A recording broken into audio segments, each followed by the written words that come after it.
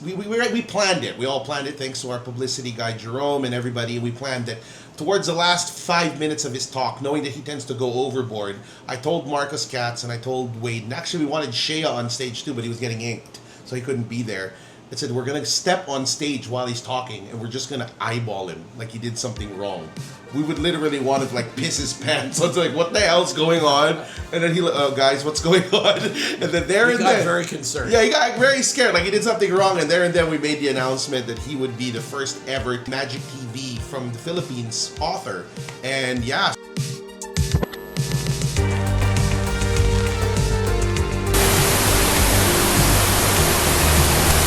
Hey, Wade. Hey, Rob.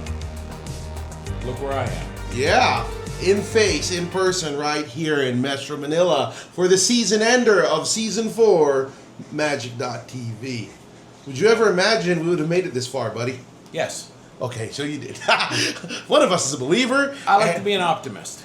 And you know what? We've just finished an amazing week of TarotCon Philippines activities. Oh and my God. as our guest of honor, alongside Marcus Katz and Shea Bile, how did you find this week? It's been a while since I've been to a conference, but honestly, I love the energy, I love the people, and I'm not a guy who loves people, just as a species. I had a great time. I love the energy. It was really something. And you know, if you missed it, fuck you. Next year, you're going to have to catch up. Next year, we're going to have another one. But you know what? I mean, not only did you get to be at TarotCon, you actually got to meet some people, teach people, have classes. What was your overall experience like here in the Philippines, teaching, connecting, meeting people of the community? Well, I've been to a lot of pagan conferences, and usually I'm just sort of the people that are milling around. This time I actually got to be a presenter. I got to do classes. I got to see people learning stuff from me. It was really nice. I like the feedback. I like the people. Very positive experience. Overall, one of the things that I noticed about TarotCon, and I may have mentioned this to you, is that I didn't see anybody having a bad time. That was at all. Yeah. You know, here's the thing too. For those of you who didn't know, Wade Long's Acolyte was launched at TarotCon. And tell us about it for those of you. Yes, it's official. Wade Long's book is now on sale at magic.tv. The Acolyte, the first in the series of his magical working books. So tell us a little bit more. What can we expect from this book? This book was originally, it originally wasn't going to exist because I was teaching students in person, and I wanted to write up a series of books about the course that I was teaching apprentices. Basically, the mastery of practical magic. Because, I mean, without some kind of power in your life, what are you even doing? You're doing nothing. And when I realized that there were so many people that did not understand the absolute basics of energy work, how to raise energy, how to banish energy, how to shape it, how to make it do things, I realized this was a colossal failure in the pagan community because I've seen a lot of books that tell you, oh yes, well you need to be able to do these things, but nobody was telling you how to actually command energy. So I thought, okay, this is going to be step one. I'm just going to put this in the beginning of my book on earth magic, and it got to be so large that it became its own book. And not only that, most pagan authors usually assume you have an understanding of energy dynamics. So if you don't have it, like you're a Reiki healer or you're some sort of energy worker, and if you don't have it, then you're kind of missing out on how to use the energy properly. But your book, The Acolyte, gives fundamental exercise of making that a reality. Am I correct? Absolutely. And even if you're not a Reiki or energy worker, it bleeds over into everything else. Like say if you're just doing candle magic, well, why aren't you charging your candles? If you're putting, oils on things, or if you're doing, if you're making powders and putting powders on things, it makes everything more powerful. Not only that, too, I've heard a lot of positive feedback about the book. that it's gamifying magic. So basically, you're kind of tapping into the gamers community of like taking the abilities of magic, the ideas like spell points and XP and stuff like that, and making it easier. But I also noticed, as the one who's doing the layout, you opted for a more lighter approach to your book, not being like you call it a Ben Stein book, Yeah. and it's actually, as we call it, occult shitter material. And if you hear us talking about that, it doesn't mean it's shitty. It means that the book is easy enough to read. We can bring it to the shitter, and that's exactly what your book does. So if it's something that you can be like, okay, maybe I've only got 15 minutes to read, you can break off a couple pieces and actually finish them. And what's nice about it, it's written for the everyday man. In other words, even if you're a novice practitioner, you know nothing about the practice, Acolyte, it speaks to you. I mean, we've had some authors who literally come with the unlubed dildo of hell when they write, and you have to have a PhD in linguistics to even understand it. It's written for some people who know nothing about magic. Yeah. Specifically because, I don't necessarily want to have the person reading along and be like, wait, I have to go look up something in, Kant's antinomies and then read this part. And then, hang on, now I got to dig up some Friedrich Nietzsche. And I love me some Freddie Nietzsche, but you know what? I don't necessarily need the person to stop reading and then go do their dissertation on some other things. Freddie Nietzsche, I love that. So Shade's going to kill you for that. So he's going to try. So the thing with this book is I wanted something where people can take bites of it, but also where it gives you like your checklist. Yeah. This is where the gaming thing comes in, because everybody games a little bit in one way or another. Maybe you've got your dailies that you do. You get up, you're like, well, okay, have I done my dailies today? Get up, blow my chakras. I'm gonna, I'm gonna banish. I'm going to, take my EDC, whatever it is that I'm carrying today. I have my talismans. I have my, whatever, rocks or oils or whatever it is I'm doing. The things that you do every day, you have like a checklist, but then you have your checklist to complete your level. And it works with magic, but it also works with a gamer's mindset, because that way you have clear-cut goals of when you're finished with this particular level of training. And what's nice about it too is that, like I said, at this edition, for the first 100 copies that we have, it's the TarotCon Philippines special edition. Yes, it that is. At the back of the book, you're actually given extra content, which is about your lecture, the Reverse Celtic Cross. You want to tell us a little bit more about that? What this was this actually had like several evolutions, but what it boils down to is, if you're a tarot reader, because this conference was all for the professional and amateur tarot readers, when you have a client that comes to you and they have their their problem or their issue or something that they're looking for insight on, this gives you the way to actually take the tools and skills you already have and turn that instead of a reading, you turn it into a spell. Yeah. And it's how to solve the problem for them. Instead of just looking to see what's going on, you can actually give it a good outcome. But that's only available at the TarotCon edition, and we've already sold quite a few at TarotCon. So if I'm not mistaken, when you get back to the States, you're going to have a couple available by order. Yes. They're for $14.95. Visit magic.tv, and you can order them there, or you can contact Wade Long, and I'm sure they're going to eventually be on Amazon. Am I correct? There's also going to be some here. Yeah, there will also be some here in the Philippines too. He's probably going to leave a couple copies, but predominantly the bulk of the books will be literally distributed through Wade in the U.S. Once he returns. But furthermore, what was your experience like working with names like Marcus Katz and Shea Bile in this monumental event? It was a nice hodgepodge of magical energy, the four of us together. What do you think about it? One of the things that I always liked about the conferences is, like at PantheaCon, you get to meet all of these OG wizards from the big leagues, but they're just, you can meet them on common ground, and it's not like you're starstruck because they're on stage and they've got all the spotlights and they're doing their presentation because they're on the clock. You actually get to meet them as regular people. Yeah. So you get like a much deeper connection with these people, and you actually get to meet them on the same level. So I always enjoy that. Yeah, it was a lot of fun, you know, especially with Shea. Like, for those of you who don't know, we'll probably try to upload some of it onto the Magic TV page. Yes, there is a Patreon-only version of the fight between me and Shea Bile. Yes, we did fight. It was a wonderful battle between two very powerful dark workers. There were no winners or losers. It was just the two of us going at it. And of course, Marcus, with all his eloquence and all his years of mastery as a tarot professional. Like, I always love being around Marcus Katz because he makes me feel like a freaking noob. Like, I remember when I first had a reading with him, he read for me online, and then I was like, what's this guy got on me? And it's like, I got 20 years into practice. He read for me, and I swear to God, he made me his bitch. Like, I was like, how did you do that?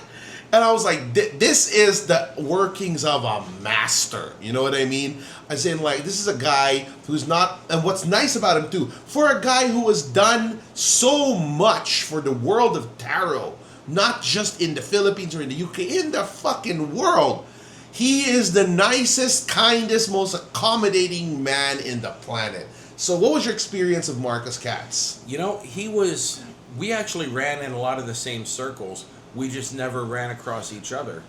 And it was interesting to meet someone who just casually tossed out more information. He's probably forgotten more about tarot than I learned all the time, you know, up until now. But sitting in his master class, when he's talking about, you know, tarot and NLP and, oh, and you can do this, and also try this, and I'm like sitting and watching Mr. Rogers' Neighborhood. I'm just Exactly. like completely in awe, and he's just casually tossing this stuff out. I'm like, my God, it's like you're just like throwing fistfuls of gold coins from your balcony, and I'm like, this is amazing. I loved it. Yeah, there's never enough time with Marcus, and you know what I like about him? He's like, he so casually just lets out, oh yeah, years ago I did the Abramella, and I'm like, you what?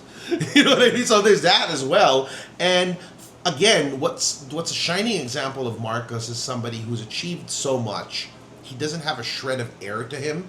I mean, we've met some dickhead authors who like, no, you know, I'm a level 75 magus, I don't have time for that. No, Marcus is such a gentleman, and he's a perfect leader for the global tarot community, and I'm really hoping the best for him in the resuscitation of TarotCon, because he was kind of talking that he might be bringing it back on a global level, and I'm looking forward to just rallying under him. Now, for Shea Bile, his Left-Hand Path workshop, I was impressed. I liked it. If you guys don't know, Shea Bile gave us the honor of he called it the Shadow Divine. It's basically left-hand path practical work. And the tactics he taught us there are like stuff that like, wait a minute, that's some pretty cool stuff. What did you think about it? Actually, I wanted to go back to something that you had said a minute ago. You kind of glossed over Okay. it. But, one of the worst things that I've seen people do at conferences when they come and they present is to get all full of themselves. Yeah. And I hate when you meet somebody and you're like you get to see their presentation, and then you come up to talk to them later, and they have one of their people cuts you off, and they're like, excuse me, Mr. Bumbalao will not speak to you. And you're like, okay, look, you came to a conference, you raging dick. You came here to be among the common folk, okay? Maybe you can talk to the people who paid your way here. Exactly. I never understood the whole idea of when somebody becomes, especially if they're not really, like, oh yes, well, I've published my book now, so you can all just fall in line over here and wait for me to not speak to you. No, I always hated that. Or when they want to come in there and get all full of themselves. And I gotta say, I didn't see any of that this time. Of all the keynote speakers here, I try to make myself accessible to people because I'm not usually very outgoing, but honestly, the people here are so nice. I gotta say, you know, you guys live in a tropical paradise, and I'm a little bit jealous. But it's everybody here is so nice. Yeah, that's one thing Filipino hospitality is known for. And you know, I wanted to ask though, but before we go any further, since this is the season finale, we have some announcements that we have officially named our very first Filipino author of Magic TV publications. Yes, that was the big surprise. Magic TV is going up, not just as a show now. We're going to be getting a slew of authors from around the world and in the Philippines. We're going to start platforming some amazing new people here in the Philippines and linking them to amazing mages like yourself, Marcus, and etc. In the form of Gabriel Toth, he got his contract signing on stage during TarotCon. So, what did you think about that one? I was so impressed. Why don't you give us a little background on Gabriel Toth? My nickname for him has and always will be the Prodigy. Okay, he came out of nowhere. He actually was on The Voice Manila. He actually comes from a family of of actors. And they were always pushing him. He's an only child, if I'm not mistaken, and they wanted him to be an actor, to be on TV. But then his heart was always aligned to the spiritual, and he's self-studied a lot of stuff. But eventually, around 2021, he joined Mysterium. He took tarot. He took Intuitive Awakening, so he's a full-fledged Mysterium member. Both of which classes I strongly recommend. Yeah. So for those of you who want to learn, take even tarot. for those crusty-ass guys that have been doing this for decades. It's good stuff. So he took that, we met there, but I saw something in him that I didn't see in any of my other students at the time, and I saw that he actually cared about the community. That at such a young age, I believe he was 21 when I first met him. That's why I call him the Prodigy. He's Gabe the Prodigy Toth, because he was the first person in the Philippines to do an esoteric or intuitive event after pandemic. So like when everybody was all scared and closed, I don't know how the kid did it, but he had sponsors, guest speakers, everything. I was one of his speakers, and I was really impressed by this kid's tenacity. Like really, like he was going for it, and it kind of raised the standard, because I kind of said to myself, if this kid at 21 can do this, then the rest of you old farts, why aren't you doing it as well? And afterwards, one thing that people don't know is that people like to talk shit, and shit was brought to his table, but he said, that's not the Rob I know, and he stayed loyal to me. He never turned his back on me, although we don't agree on everything. He always said, you know what, I know Rob's heart, and I respect him, and for the past 3 years, he trusted me. I mean, he's one of the only Grand Slam speakers at TarotCon. Him, my ex-wife, Sarah Salcedo, and I think like one other. But I've been observing him. I see his growth. He literally is the future of the intuitive community here in the Philippines. I was really impressed by just meeting him, talking with him, seeing him present his speech about tarot readers are scammers. Yeah. The first time I'm out there, I'm just like, the hell is he? Oh, it's a rug pull. Exactly. And it was an expert rug pull, and it was so good. He's an excellent speaker. He's very genuine. Yeah. I like that. His authenticity is second and just to the none. look on his face when we rug pulled him right back and got gave him, and we signed him for the For those of you who don't contract. know, for those, I'm just gonna cut you off. Do it. We planned it. We all planned it thanks to our publicity guy Jerome and everybody. We planned it. Towards the last 5 minutes of his talk, knowing that he tends to go overboard, I told Marcus Katz and I told Wade, and actually we wanted Shea on stage too, but he was getting inked, so he couldn't be there. I said, we're going to step on stage while he's talking, and we're just going to eyeball him like he did something wrong. We would literally want to piss his pants. So it's like, what the hell's going on? And then he, guys, what's going on? And then He got very concerned. Yeah, he got very scared, like he did something wrong. And then we made the announcement that he would be the first ever Magic TV from the Philippines author. And yeah, so his book will be coming out next year, probably in the Spring Festival, but most likely by TarotCon 2026, if we make it that far, which I think we will. So, okay, so let's go back to it. We had a fun time at the panel discussion. Remember that one? Oh my God, that was so much fun. We covered a lot of topics that a lot of people won't cover. Is that video going to be available I on think the channel? I'm going to ask our media guy Jerome to have that uploaded. I'll ask him to cook it with magic.tv collaterals. But yeah, that panel discussion, I have a feeling we might get semi-canceled for it. Like, we were saying things that might piss off the wrong people. But if you really listen to the messages, we weren't attacking anyone now, were we? No, there was no attacks. It's just, usually when someone has a panel discussion, they'll be, we're going to have very sanitized things. It's good. Give us something positive. Everybody give us something positive. This was not the crew for uniform positivity. No, not at all. It was, but a lot of the times, and we didn't have the questions in advance. A lot of these were just right there. Yeah. None of us got the script. We're just like there. And then good old Pauline / Valshana was the one doing the interview.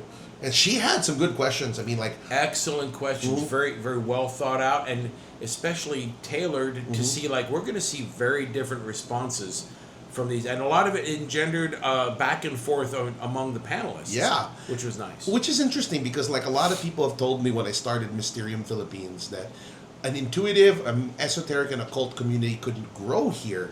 But after you've experienced a lot of this intuitive talent here in the Philippines, what can you say about it? You know, one thing I'll say, and this is about the country in general, as opposed to coming here from the U.S., about which I will say nothing. Coming here, I've seen some of the most genuine people I've been around in a long time. People who genuinely care about themselves, about each other, about the community, and especially when you are dealing with intuitives, people who will go out of their way to make sure that you're doing well. I like that. Yeah, like shout out to people like Kitty, who really made life so much easier for all of us. I mean, wow, she's such a trooper. And also shout out to Marcus, my best friend, who also gave us some time. I mean, and of course you got to try Filipino cigars. How did you like that? I like Filipino cigars. They're trying to kill me with food. Somebody send help. All right, so what are some of your hopes for TarotCon 2026? Because, like, although it's not in stone yet, we do know for a fact that TarotCon Spring Festival is already official, April 26, 2026 at the Asbury. What are some of your hopes for that and TarotCon 2026? Fewer dinners because the doors are only so wide.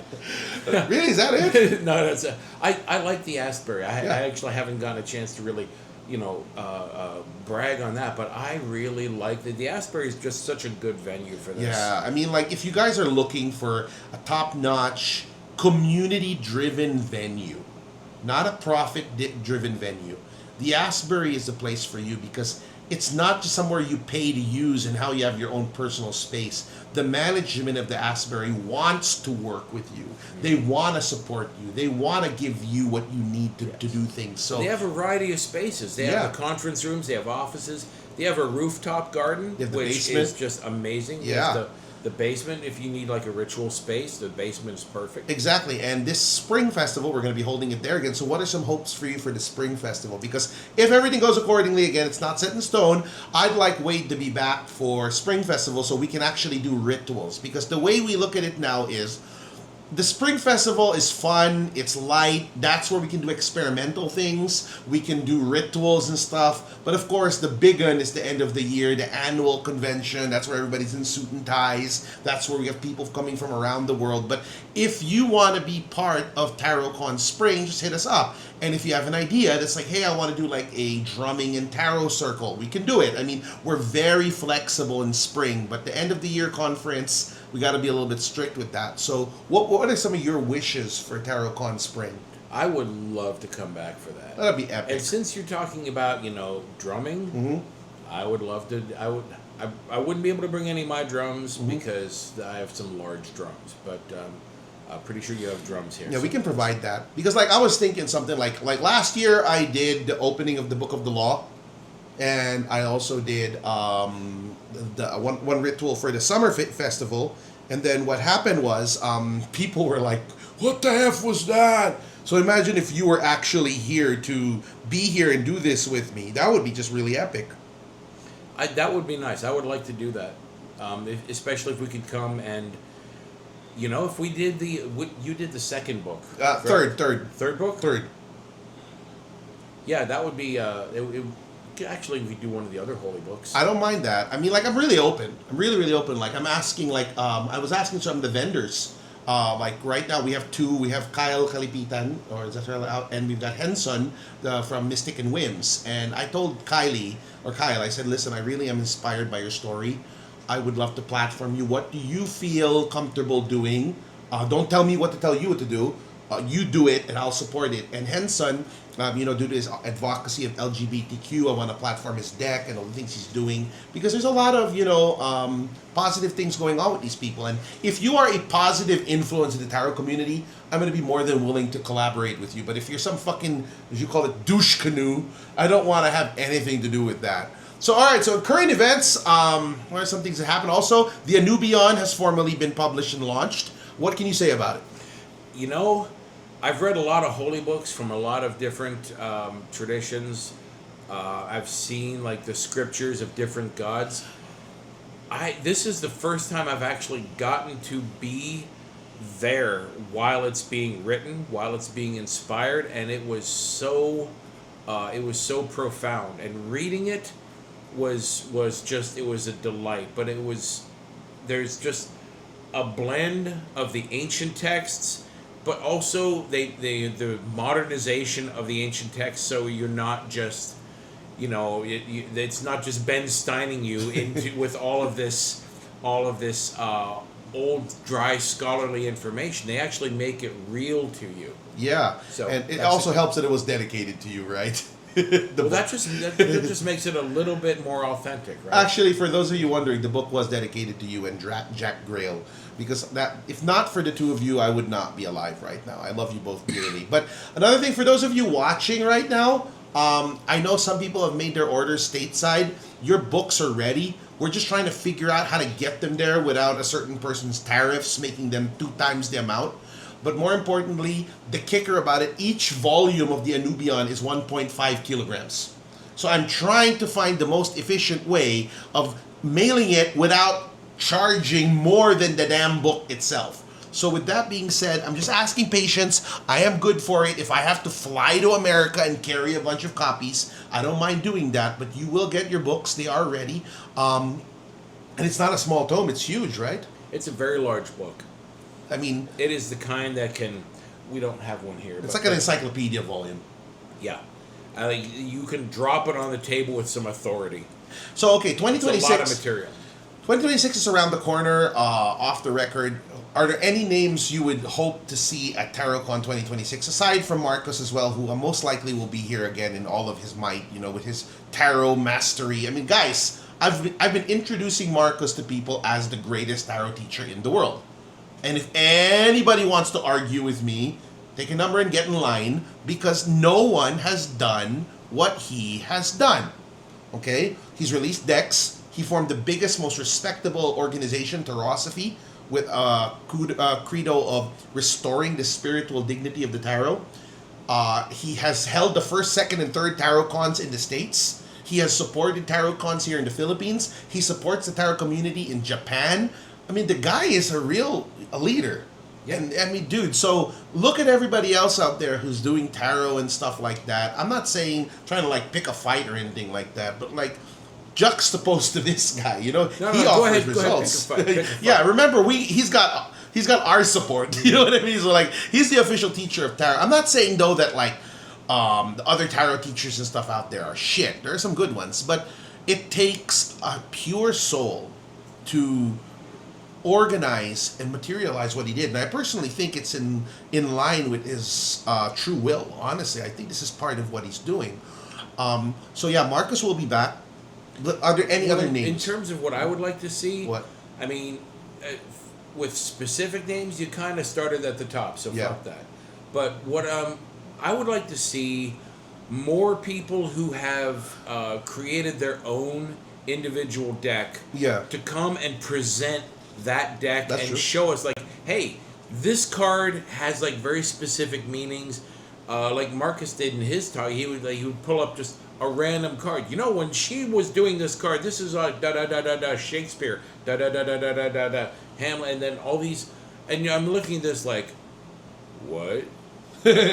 Okay, none of this was made clear, but okay, yeah, that actually puts a whole different spin on it. But I would like to see more of that kind of energy where somebody can come up and say, hey, I've got, I don't even care, the Gummy Bear Tarot, or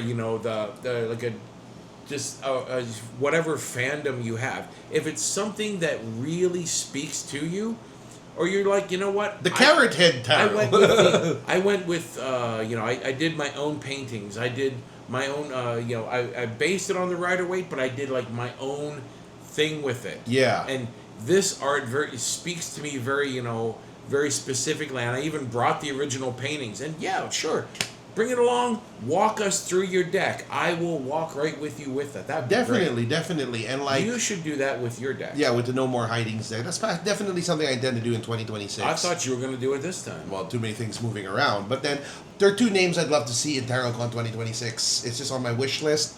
I would really love to have Jack Grail come. That would be one because of his mastery of Theurgy, and David Rankin. If I could have that one, because David is also a tarot practitioner. He's a gentleman too, wonderful fellow, and I feel that people can learn a lot from him. Now, my next question for you, Wade, is this: from the early speakers, all right, aside from Gabriel, were there any speakers that really caught your attention that you remember that just like, hey, you know what, this person I really liked At TarotCon? Honestly, I didn't get to see as many of the speakers as I would have liked because I was back at the other end The booth, of the booth. yeah. I did get to see Gabriel. Yeah. I got to see your son playing guitar. He's really good. Thank you. Honestly, I haven't even watched my own presentation yet. Me neither.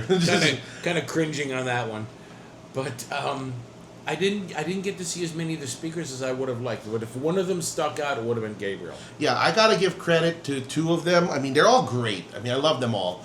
But I want to give special mention to Sheffy, who gave a very fun and educational topic on the crystals in tarot. And I want to give a special talk to, or thumbs up to my old friend, Dr. June Acevedo, who talked about NLP in the tarot. He really he presented it really, really good. Now, I also missed that. Yeah, that was a good one. And also, my dear friend, Dr. Fabi Carino, who talked about mental health. Because a lot of readers out there tend to neglect their mental health. And, next thing you know, you've read for too many people. You've cleansed for too many people. Now you're depressed. Now you're slimed. Now you feel like you're in a freaking septic tank and you want to die. Who fixes the fixer, right? Exactly. Now here's the thing. If you're doing too much of these practices, you will get depressed. Because it's other people's guck. It's other people's shit. We call it Mysterium getting slimed. So, remember, I've told this to people time and time again. A dead tarot reader is good to no one. Right? That's why I get really royally pissed when some of my dear students, Jin, go out there and put themselves at a loss, either safety-wise or health-wise, just to see a client. Like example, if Jerome's ugly ass said, I have dengue, but a client wanted a reading in person, so I had to see them, I'd actually say, how much did they pay you? Oh, he paid me like $20. I'll give you $50 to stay home. You see what I mean? Because a lot of people tend to objectify their readers. Like I had one student, we just had this monstrous typhoon hit the Philippines. And it was the day of landfall. And the client was demanding that the reader who lives here in Quezon City go to BGC to read for her in person. Now, she said she needed the money. I get it. But I told her, I'll pay you 7,000 pesos to stay home. Because, I understand she had a ride and everything. But what if the fucking typhoon hit there and then? And she couldn't get out, and she got flooded. You know what I mean? But some clients out there are such dickwads that they don't consider the welfare. Like, Jerome could be dying of a fever, but you had a reading with me today. You should have you have a schedule with me today. You should be here. It's unprofessional. Fuck you! You know what I mean? Because if he's sick, if he's dying, if it's dangerous, don't ever ask your reader to put themselves in jeopardy so that you could figure out if your boylet is interested in you or not. You get what I'm saying? We have the technology. We can do video reading. Yeah, that's the thing. We have the technology to sidestep around that. And if they say, well, I really want one in person, you're like, well, I want a lot of things, but this is what we've got. Yeah, so for your readers out there, guys, you matter, okay? Your feelings matter. Your safety matters. Like for my students, if they did something like that, I would get mad for them, not at them. You know what I mean? And remember, it never hurts to just kind of clear yourself off after you've done a reading for somebody. Mm-hmm. Go wash your forearms and just, kind of comb that out and clear it, shake off the day a little bit. Because people don't come to you for readings when everything is going well. So you're going to be dealing with a little bit of their gunk anyway. Exactly. So putting it all together, this is just a bit of, just to wrap up the TarotCon episode. This is a reminder to all you tarot professionals out there. You matter. Your safety matters. One client is never worth your safety. And no payment is worth your integrity or your dignity. Because there are some dickwads out there that will mistreat you just because they're paying for a reading. You are not prostitutes. Okay? You're not callboys. You're offering an honorable service, and no person deserves to put you through jeopardy just to get their cards read. You know what I mean? When in doubt, when not in the space, say no. Like what I personally do, if you paid for a reading with me, but for whatever reason, day of the reading, I can't make it, this is what I would tell you. Wade, I know you paid for a reading, but you deserve me at my best. And right now, I'm not at my best. So we can do one of two things. One, I could refund your money. Or two, we could reschedule for when I am at my best. Which do you prefer? Reschedule and you bring me coffee. There you go. You see the point? Versus forcing myself to read for you when I'm not in the best state, giving you a negative tarot experience, you know what I mean? Giving me a negative tarot experience, that's where it gets a little bit yucky. So before we wrap up, do you have anything to say to the Magic TV community after this monumental and historic moment? We're the best.